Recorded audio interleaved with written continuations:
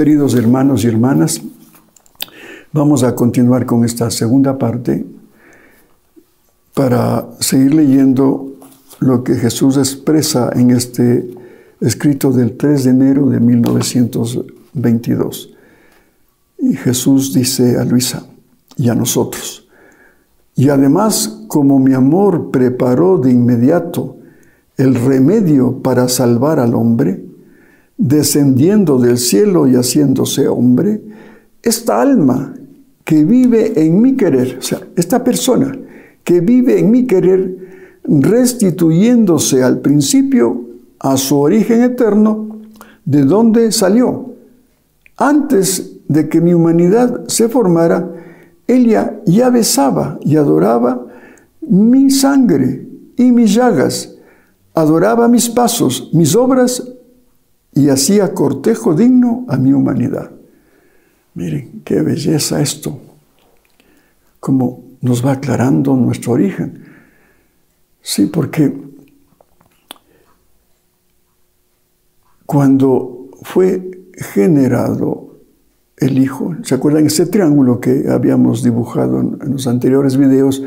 En la punta de ese triángulo el Padre, en el otro vértice el Hijo y en el otro el Espíritu Santo, que poníamos: el Padre genera al Hijo y el Hijo corresponde, y esa forma el Espíritu Santo, la procedencia del Espíritu Santo.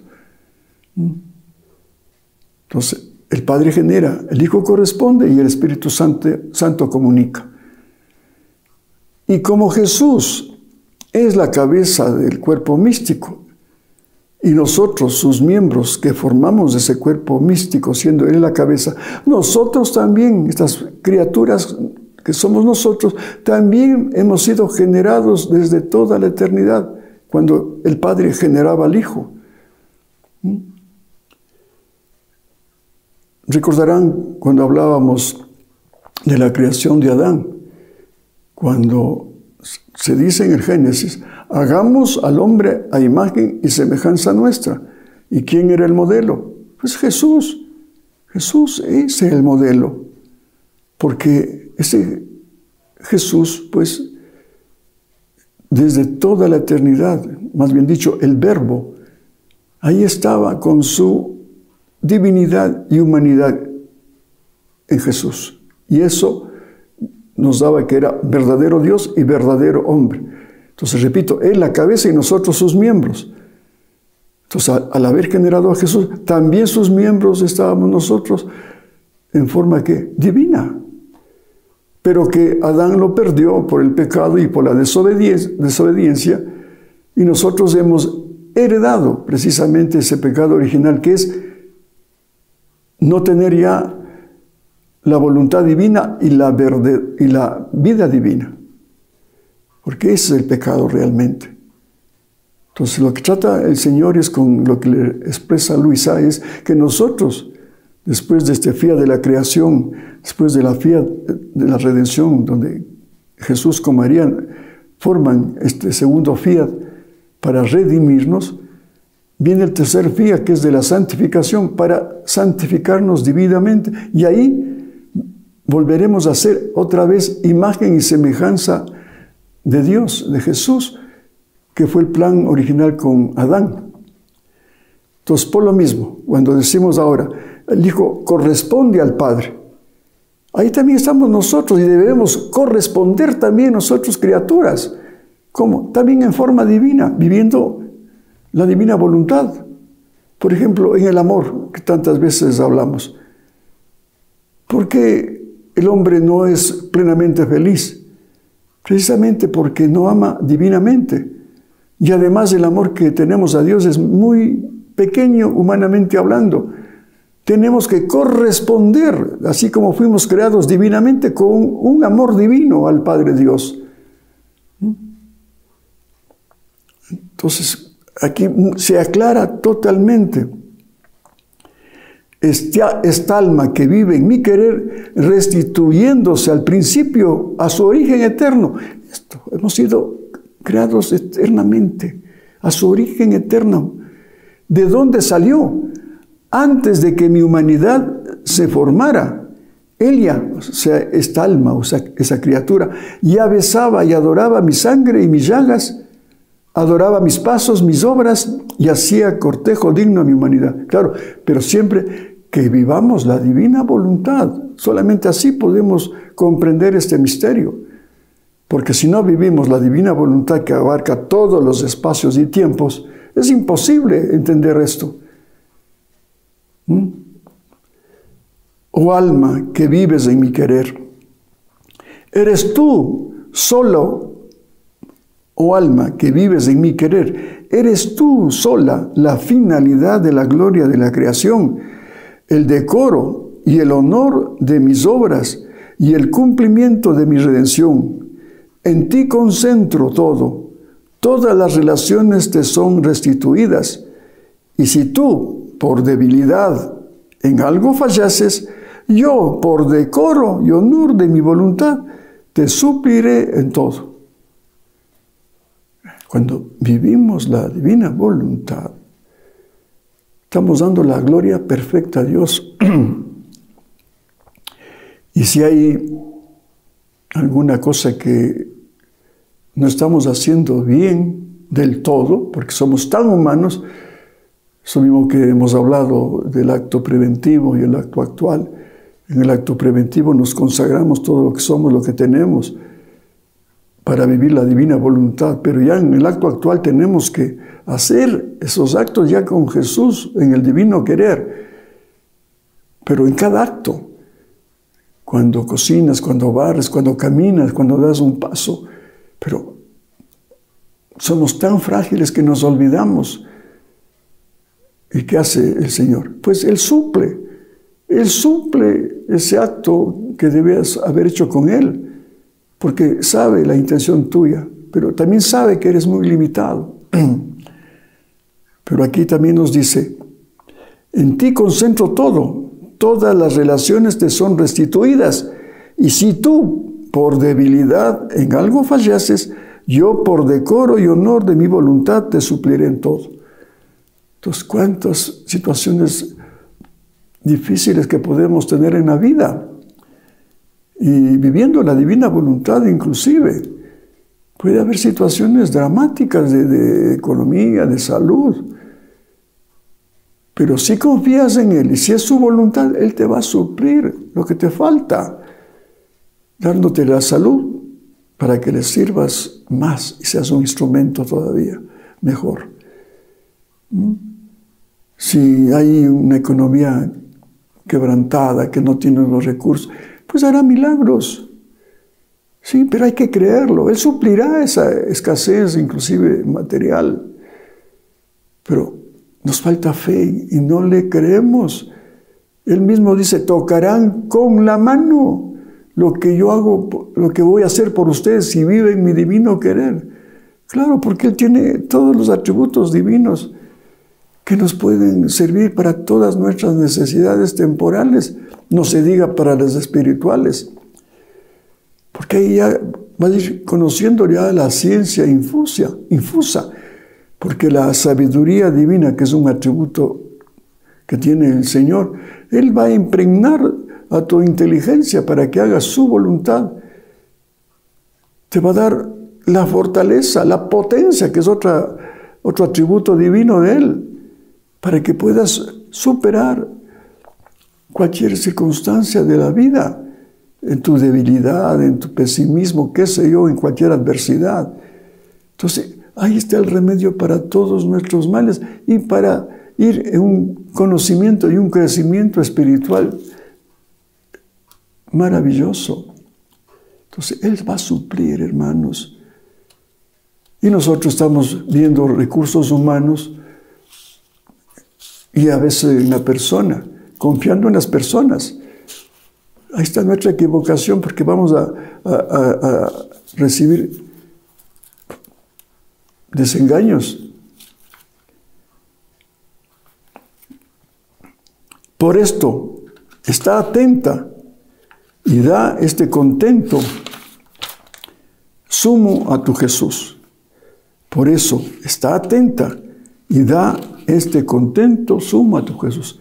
Por eso la importancia de estar atento a lo que hago en cada acto de mi vida.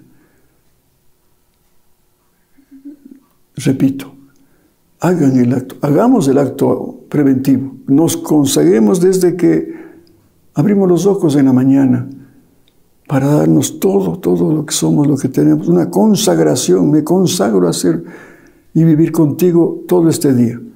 Y el acto actual, pues ya ponerlo en práctica, todo lo que hagas, desde que te levantas, te vas al baño, te aseas, te vas a misa, desayunas, vas a tu trabajo, pues atento, que el Señor te está esperando para que le invites. Estamos esperando mucho en la segunda venida. Ya hemos hablado que hay 3 venidas de Jesús. La primera en pobreza, segunda la venida intermedia, que vendrá en gloria, con potencia y majestad. Pero, con los que tenemos la dicha de vivir la divina voluntad o de conocer estas verdades, ya puede esa segunda venida hacerse realidad en nuestro interior. Cuando vivamos del todo en el divino querer, entonces ya viene Jesús a formar su reino en nosotros. Y a veces estamos buscando el reino de Dios en otras cosas. No.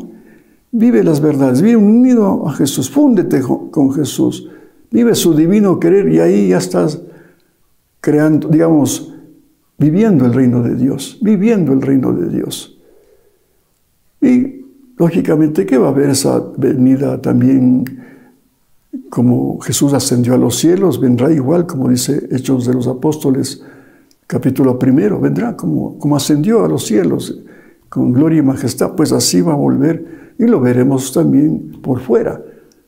Entonces, reitero lo que dije en un video, al Señor le vamos a ver por dentro y por fuera. Por dentro, los que podemos vivir la divina voluntad a plenitud y tendremos ese privilegio ya de recibirle a ese Cristo en nosotros, formando el reino de Dios. Y por fuera, pues los que todavía no conocen estas verdades, pero que hacen la voluntad de Dios, son santos, son buenos. Entonces, cuando Él venga en su segunda venida, también lo van a ver por fuera. Entonces, qué lindo que si vivimos la divina voluntad, lo vamos a ver por dentro y por fuera. Pero para eso hay que estar atento. Y por eso, cuando decimos, Jesús te amo, ven divina voluntad a caminar, a lavar los platos, a barrer, lo que hace una ama de casa. Y ya estamos preparando la segunda venida.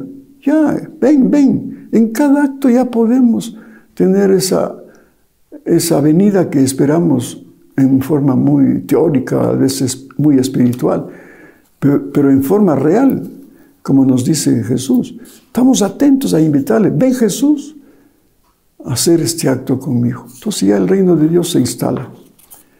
Bien.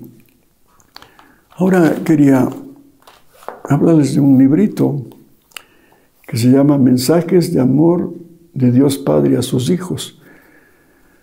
Este librito nace de una amistad que hice con un instrumento de Dios auténtico, que fue el doctor Viesca, hace algunos años que lo conocí en México, y de lo cual tengo gratos recuerdos, porque fue muy generoso con la fundación, con la librería espiritual.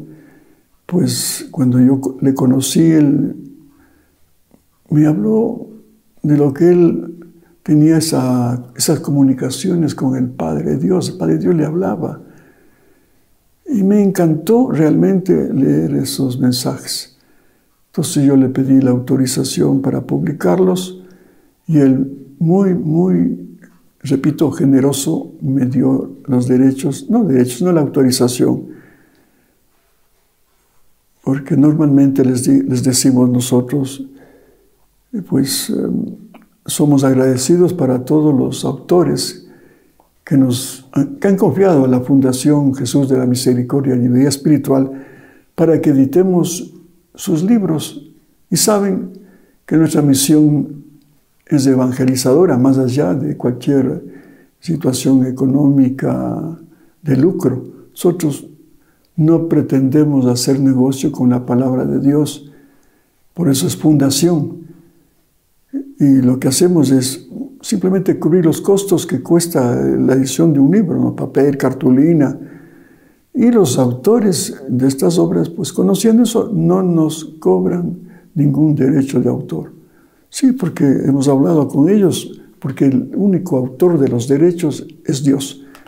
Él nos da gratis y gratis debemos darlos también, sin cobrar esos derechos. ¿Cómo pasa con estos libros de Luisa Picarreta? Jamás se ha pagado un centavo para publicar estos libros como derechos de autor, porque es el mismo Señor el autor de esta obra. Por eso a mí me da mucha pena decirles aquí por este medio lo que no pasa con los libros de María Valtorta, que también asimismo lo dictó una obra completa, el Evangelio que me fue explicado, dictado por Jesús a esta gran vidente María Valtorta, pero que lamentablemente pues se han apropiado unos señores ahí de Italia, se han apropiado de esta obra que es de Dios. Yo les preguntaría a estos señores que se han apropiado de estos libros si María Valtorta hizo un contrato para que se publique y se cobren derechos por eso. No creo, porque era una mística nada interesada, como fue Luisa y como los grandes instrumentos de Dios que trabajan para la gloria de Dios y no para hacer dinero. Entonces les decía que este doctor Viesca, cuando le conocí, una de esas viajes que hice a México, él me habló de una experiencia que había tenido. A propósito de esto que estamos hablando, que nosotros estábamos en la mente de Dios desde toda la eternidad. Entonces él me platicó, me dijo: Fausto, tuve una revelación estos días que me ha dejado asombrado. Pues tuve una visión cuando me llevó el Padre Eterno al cielo y me hizo ver, sí, yo creo que era en su mente que estaban muchos seres ahí, muchos seres. Y éramos felices y gozosos, gozando de la bienaventuranza, de la presencia divina, del amor divino. Era una cosa única. Pero también el Padre Dios nos hizo ver lo que en la tierra pasa, los pecados, todas las ofensas a Jesús, todos los que no cumplen con la voluntad de Dios. Y nosotros, teniendo ese amor y esa adoración a nuestro Padre Dios, como decimos los hijos, que me ofendan a mí, pero no a mi Padre, decimos humanamente cuando hay una agresión, una injusticia con nuestros papás. Entonces teníamos deseos de bajar a la tierra para poder ser instrumentos y de tener tanta ofensa a mi Padre Dios por el pecado. Y nos hacía ver que Satanás era uno de los principales actores para que el hombre caiga en el pecado. El que hacía caer en pecado, el tentador por excelencia. Y entonces el Padre Dios nos ponía en nuestro ser un deseo de salir de ese ambiente de gloria y bajar a la tierra para salvar almas y dejen de ofenderle a nuestro Dios. Entonces era como que estábamos en un jardín de infantes, así humanamente me explicaba, ¿no? Cuando el Padre Dios quiere bajar, a ver quién quiere bajar, y nosotros alzábamos las manitos diciendo: sí, yo quiero bajar, yo quiero bajar. Claro, es una explicación muy humana, no es que así sea. Y entonces dice, así bajamos y nacimos en cualquier país, en cualquier familia, y en cualquier circunstancia que se dé en la tierra. Pero, claro, dice, habíamos descendido, pero con una venda.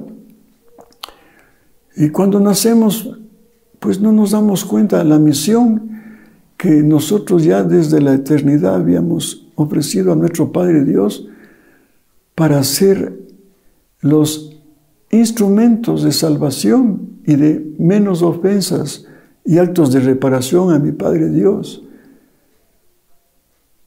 Entonces yo me quedé asombrado con esta revelación y comentábamos, decíamos, claro, ahora se explica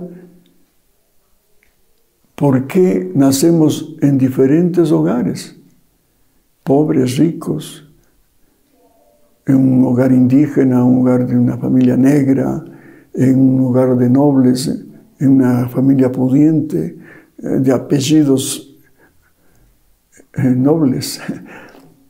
Bueno, pero también me hizo caer en cuenta el doctor Viesca, que me decía que nosotros, al tener esa experiencia de la bienaventuranza y al bajar, nos corríamos también un riesgo. Eso nos advirtió el Padre Dios, que si bajan a la tierra y hacen mi voluntad, y ese plan que ustedes tienen de ayudarme a salvar almas, cuando mueran ocuparán un lugar más alto del cual están gozando ahora. Pero también, si bajan a la tierra y no hacen mi voluntad, y hacen la voluntad del diablo que está bajo una tierra tentándoles, hasta se pueden condenar. ¡Qué revelación! Y así todo con esa advertencia, y a pesar del gozo que decía el doctor, ¿no? Por amor a Dios bajamos a la tierra. Yo también pensaba un poco, decía Jesús también, claro, salvando las distancias enormes y divinas y eternas, lógicamente, pero haciendo una comparación muy humana, también me he puesto a pensar que Jesús, estando perfectamente en la gloria con su Padre y el Espíritu Santo, y viendo la miseria del hombre y su pecado, pues dejó su cielo y aterrizó en el cielo de María, porque ella también,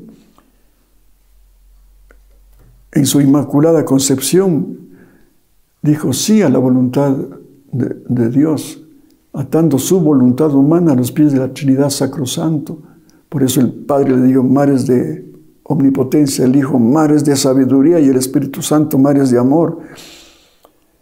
Y cuando ella sigue ya en la tierra, nace del vientre de Ana y comienza ya a vivir todo en divina voluntad, pues a los 15, 10 años que tuvo la Virgencita, viene el arcángel Gabriel, le anuncia que va a ser la Madre de Dios. Ella dice, sí, fiat mihi. Entonces ahí desciende Jesús a ese nuevo cielo, porque ahí estaba la divina voluntad obrando en la Virgen María. Y él también ya cuando entra al seno de la Virgen, como dice la carta a los Hebreos, heme aquí, oh Padre, que vengo para hacer tu voluntad. Esa comparación lo hice muy humana, desde luego, ¿no? Pero volviendo al tema del doctor Viesca, su mensaje que está en un pasaje que narra esto, en uno de estos volúmenes, parece que son 16 volúmenes que hemos publicado. Y yo decía personalmente también, y muy humanamente decía, ahora comprendo la misión que nos ha dado a cada uno de nosotros. Puede ser inclusive que tú bajaste, hermana mía, a la tierra, te casaste, te fue mal tal vez con el marido borracho, violento, qué sé yo, tantas miserias humanas que ahora tiene el hombre en los matrimonios, y en la mujer también. Pero a lo mejor estás cumpliendo una misión de salvar el alma de tu esposo. Esa puede ser la misión de toda tu vida, como fue la mamá de Gloria Polo, que les he narrado, ¿no? El papá de Gloria Polo era un borracho mujeriego, pero la esposa una mujer santa, de misa diaria, haciendo las labores de casa y pidiendo perdón por todos los pecados de su esposo y orando para que se salve. Y cuando tuvo esa experiencia, Gloria Polo, que se iba al infierno, vio como en el purgatorio estaba cerquita al cielo su madre, porque estaba purificándose a pesar de ser una mujer buena. Pero ya al fondo, cuando descendía en ese túnel y cuando iba al infierno, vio cerquita al infierno a su papá, pero ya estaba salvo a pesar de que había estado al borde de irse al infierno. Y así hablaríamos de un San Francisco de Asís, por ejemplo, que él nació en una cuna noble, de un hombre rico, digamos, comerciante de telas finas, como lo que hemos leído la biografía de San Francisco. Al comienzo San Francisco, pues como nació en un hogar lujoso, con todas las comodidades, él vivía también de la vanidad del mundo y como todo joven, pues ilusionado, hacía serenatas a las chicas y después quiso hacer prevalecer, dizque, su hombría. Se fue a una guerra con un pueblo vecino y regresó derrotado y se enfermó. Y como en la recuperación de su enfermedad ya comienza a quitarse esa venda que le estaba cubriendo. Y entonces ahí comienza a darse cuenta en el pajarito que cantaba, en la flor que emanaba su perfume y su color, a encontrar que había un Dios y sobre todo en el pobre, en la criatura, el pobre, que era la semejanza de Dios, pero deformada, explotada.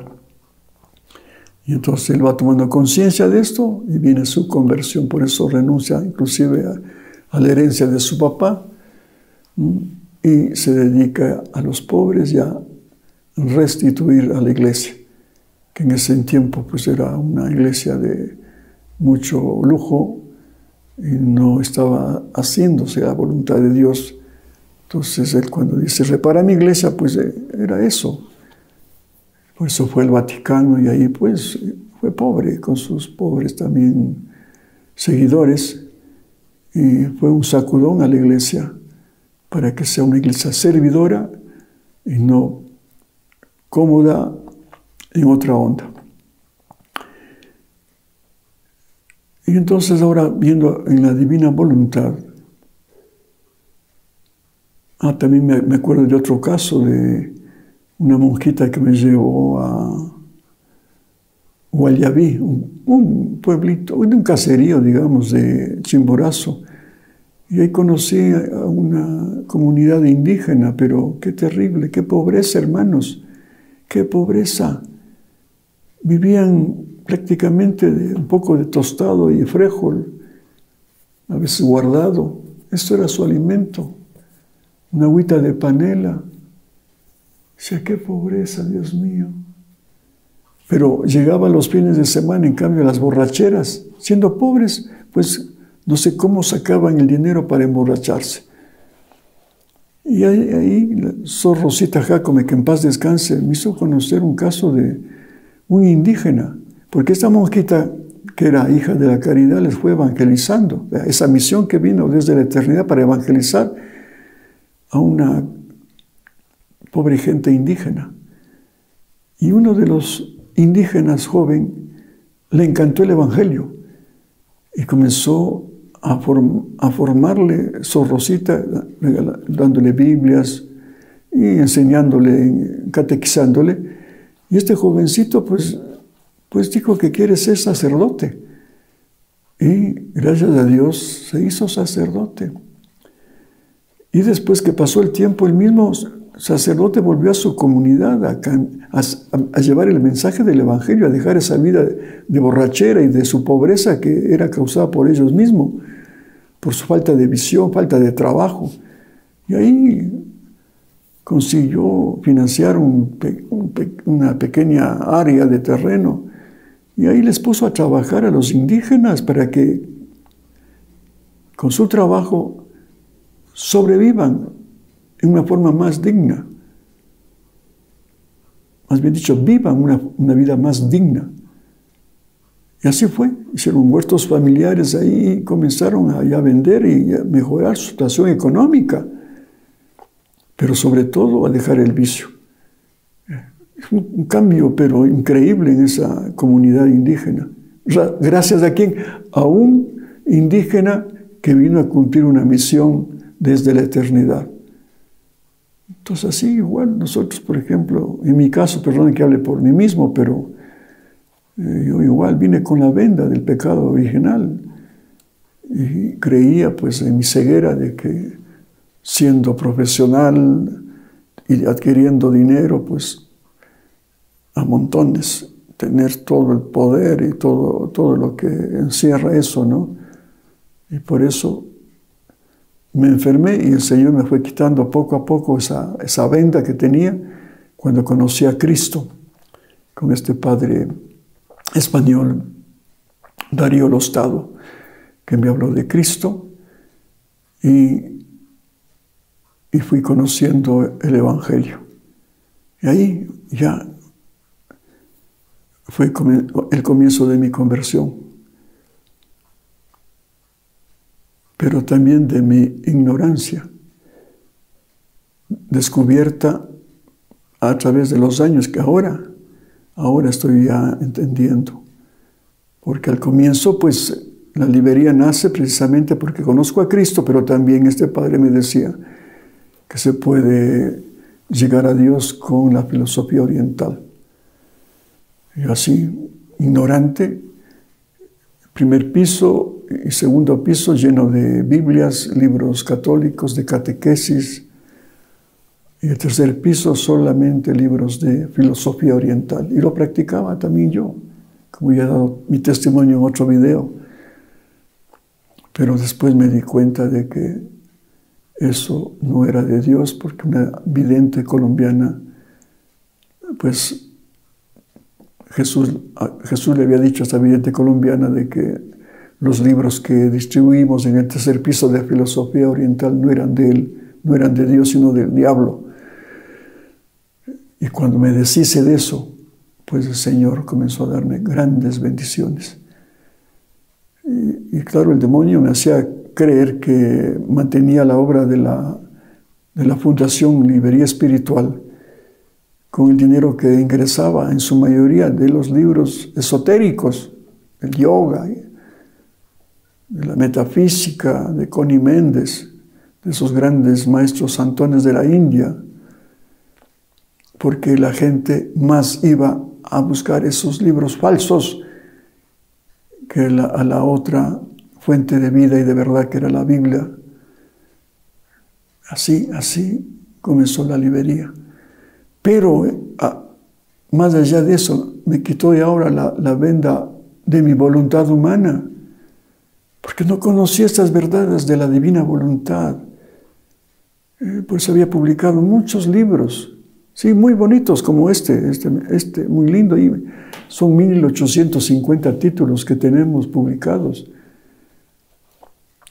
Pero todavía me faltaba quitar la venda, pero sobre todo de encontrar la divina voluntad como vida. No es que haya sido malo y oscuro, no, han sido caminos, gradas, ¿no? Todos los libros que hemos ido publicando al comienzo, ¿no? Devociones, novenas, la vida de santos, apariciones de la Virgen de Jesús. Ha sido un proceso que nos ha enriquecido muchísimo. ¿Y cuántas almas se han salvado por esto? Por los libros.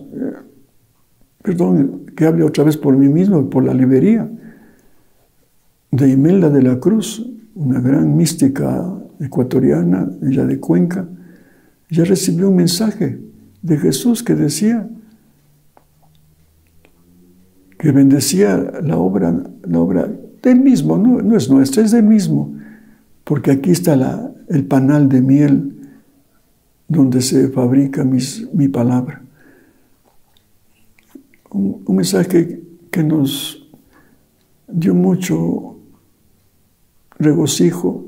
No esperamos, sino, qué sé yo, el estímulo divino, porque no estamos buscando el aplauso humano, no, el estímulo divino, porque el Señor no se deja ganar en generosidad y lo aceptamos con mucho cariño. Y decirle, gracias Señor, pero tú mismo has sido el actor y el espectador de tu obra en la librería y en la fundación. Pero sobre todo, digo yo, ya después de este proceso, crescendo, como estas grandes sinfonías, ¿no? Crescendo hasta llegar a la cumbre, y la cumbre fue los libros de la divina voluntad. Otro regalo único que Dios nos ha dado. Algún amigo le decía, si yo fuera, solamente tendría en la librería libros de la divina voluntad. Pues el tesoro más grande, pero en cambio sería también un egoísta y solamente un privilegiado que no quiero bajarme para que también otra gente comience como los niños a gatear y luego a caminar de a poquito vaya subiendo las escalas, porque de golpe esto es una luz que te puede, como se dice humanamente, cegar de tanta luz que recibes, ¿no? Por eso Jesús tenía que también con sus apóstoles, como con un dimer que usamos en la electricidad, ¿no? Bajar la intensidad de la luz y dejar a media luz o a poquita luz, para que no deslumbre un restaurante, por ejemplo. Pero cuando hay ya en la boda un baile, pues ahí le ponen toda la luz para que se vea la felicidad de los novios, ¿no? Pues hemos mantenido esa política de seguir dando a nuestros clientes y amigos y hermanos en el mundo los pequeños pasos. Esto de las oraciones, por ejemplo, las oraciones a la preciosa sangre, que ha sido una cosa maravillosa. A los ángeles, a los santos, sí, porque son venidas también del cielo. Esto mismo es venido del Padre Dios. ¿Cómo podemos despreciar eso? Los mensajes en Medjugorje, mucha gente, ya los sabios entendidos de la divina voluntad, dicen, no, eso no hay que leer. Eso son solamente para los que están buscando a Dios. Por eso la Virgencita solamente habla de conversión y de oración y de la paz, no habla más. No, respetemos bien de la Virgen, porque yo he estado en Medjugorje, por ejemplo, y creo que ahí está la Virgen, una de las grandes manifestaciones que se ha dado en el mundo. Y bueno, para los que estaban comenzando, pues qué bueno que les den ese alimento de niños y después ya irán creciendo. Pero no podemos así de golpe, para no deslumbrarles y crean que a veces cuando no se conoce con este proceso, pueden decir inclusive que hay herejías, como algunos teólogos se han vuelto a veces hasta enemigos de los escritos de Luisa. No hay ninguna herejía, señores y señoras. Lo que hay es sabiduría divina. Y dices tal vez que son herejías porque no conoces, porque estás encuadrado solamente en lo que te enseñaron en la escuela, en la catequesis o en los seminarios. Pero si oyéramos a los sacerdotes que se han adentrado en la divina voluntad, en sus verdades, como me han dicho, esto no aprendí ni en los seminarios, ni en las facultades de teología, de filosofía, no. Aquí he descubierto la verdad plena, que es el mismo Jesús.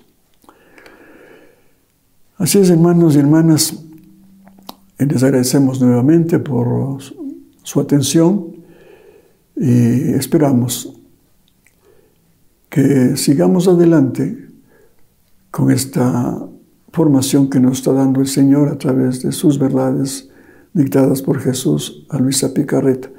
Y repito, es el mejor tesoro que tenemos actualmente y que es justo y necesario conocerlos en los tiempos que estamos viviendo, sobre todo en esta pandemia que todavía no salimos y que mucha gente ha caído en la desesperación, en la angustia y en el temor. No, hermanos, tenemos la solución. Esta colección, léanlo, medítenlo, rumien y pongan en práctica y verán el cambio de vida que van a tener. Que Dios les bendiga. Hasta pronto, si Dios quiere.